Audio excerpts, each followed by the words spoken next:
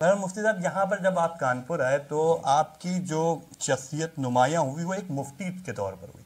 ہم آپ سے افتاء اور مفتی کے تعلق سے کہ جو مفتیوں کا کام ہوتا ہے، جو مفتی ہمارے یہاں جانتے ہیں، تو کیا یہ مفتی اپنی طرف سے مسائل بتاتے ہیں، رائے دیتے ہیں، یا مفتی کچھ کہہ دے تو اس کو کرنا ضروری ہوتا ہے، یا مفتی کے پیچھے قرآن و سنت ہوتا ہے؟ یعنی مفتی کس طریقے سے فتویٰ دیتا ہے اور مفتیوں کی کیا ذمہ داری ہوتی ہے؟ اس تعلق سے کچھ رہنمائی چاہیں گے؟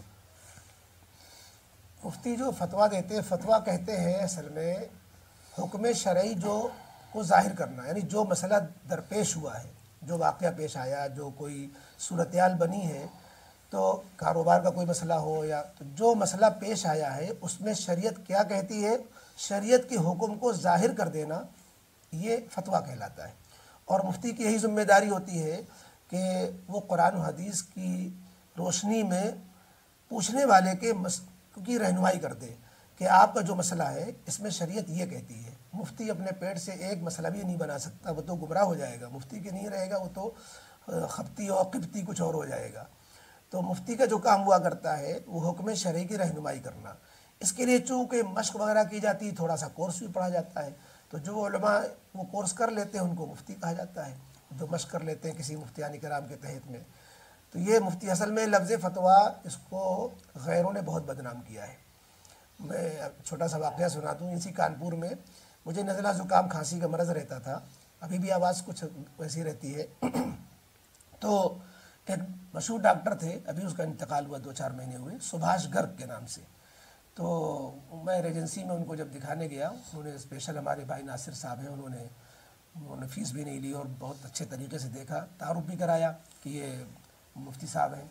تو وہ کھڑے ہو گئے مذاق میں، کہنے لگے ہمارے بھیا فتویٰ ہمارے خلاف نہ دے دینا. تو ہم نے کہا یہ کیا بات ہوئی؟ کہنے لگے بھائی آپ لوگ فتویٰ دیتے ہیں نا کسی کے گردن مار دی جائے اور آپ کسی کا جو ہے وہ سر قلم کر دیا جائے. ہم نے کہا کہ کیسی بات کر رہے ہیں؟ کہنے لگے بھائی فتوے کا مطلب یہی سمجھتے ہیں ہم لوگ. تو اندازہ لگائیے کیسے ذہن خراب کیے گئے کہ فتویٰ کہتے کسے ہیں.